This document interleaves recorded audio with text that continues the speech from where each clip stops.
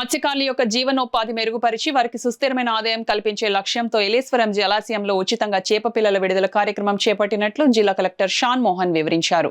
ఏలేశ్వరంలోని ఏలేరు జలాశయంలో చేపల విడుదల కార్యక్రమానికి ముఖ్య అతిథులుగా జిల్లా కలెక్టర్ షాన్ మోహన్, ప్రతిపాడు శాసనసభ్యురాలు వరపుల సత్యప్రభ హాజరై ఏలేరు జలాశయంలోకి చేప పిల్లలను విడిచిపెట్టారు. ఈ సందర్భంగా ఏర్పాటు చేసిన సభలో జిల్లా కలెక్టర్ మాట్లాడుతూ రాష్ట్ర ప్రభుత్వం ప్రతి సంవత్సరం జలాశయాల్లో చేప పిల్లలను విడిచిపెట్టే కార్యక్రమాన్ని చేపడుతుందన్నారు. నేడు ఏలేరు జలాశయానికి సంబంధించి జిల్లా మత్స్యశాఖ ఆధ్వర్యంలో వేట్లపాలెం మత్స్య విత్తన కేంద్రంలో అభివృద్ధి పరిచిన 10 లక్షల మేలు రకం చేప పిల్లలను ఉచితంగా విడుదల చేయడం జరిగిందన్నారు.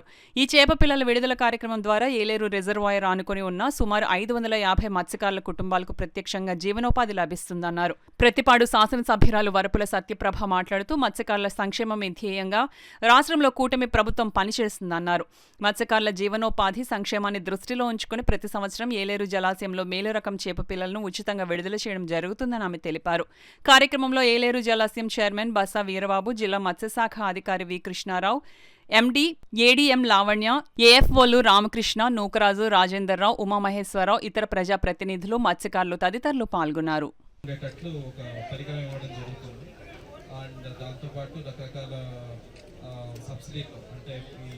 టూ వీలర్స్ కానీ ఇందాక మేడం అన్నట్టు బోట్స్ కానీ ఇలాంటివి ఇచ్చే ప్రతి ప్రక్రియలోనూ మేము భాగస్వామ్యం అవుతూ మిమ్మల్ని భాగస్వామ్యం చేస్తూ ఈ సంవత్సరం మత్స్యకారులకు సంబంధించి స్కీమ్స్ ఏమైనా ఉన్నప్పుడు మళ్ళీ ఇలాంటి మీటింగ్ ఒకటి పెట్టుకుని అందరికీ తెలియజేసి అండ్ వాళ్ళ అప్లికేషన్ తీసుకుంటాము. అండ్ వీలైనంత వరకు అందరికీ ఏదో కొంచెం వాళ్ళకి దాంట్లో తర్వాత వాళ్ళ దాంట్లో వాళ్ళకి హెల్ప్ చేయడానికి మా వరకు వారికి ప్రయత్నం చేస్తామని తెలుపుకుంటూ నాకు అవకాశం ఇచ్చినందుకు మత్స్యకారులందరికీ కూడా వారి జీవనోపాధిని పెంపొందించాలి అన్న ఉద్దేశంతో ఈ కూటమి ప్రభుత్వం ఏర్పాటు చేసిన ఈ కార్యక్రమానికి నేను చాలా సంతోషంగా ఉంది.